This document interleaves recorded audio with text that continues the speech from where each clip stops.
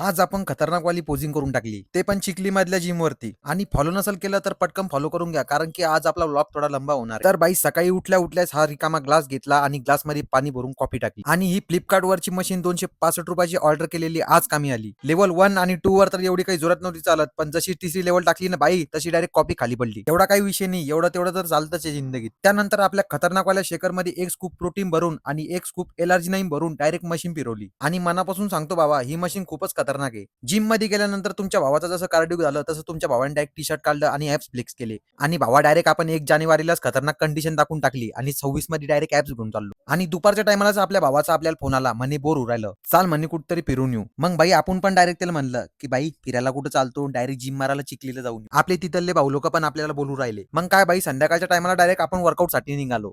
आणि तिथल्या भावाला पण आपण फोन लावून दिला की येऊ राहिलो म्हणून. अर्ध्याच घंट्यात तुमचा भाऊ डायरेक्ट चिखलीमध्ये पोहोचला आणि डायरेक्ट आल्या आल्या टर्की पाहून घेतली. आणि प्री वर्कआउट मील मध्ये पण डायरेक्ट आपण नारळ पाणी पिऊन घेतलं.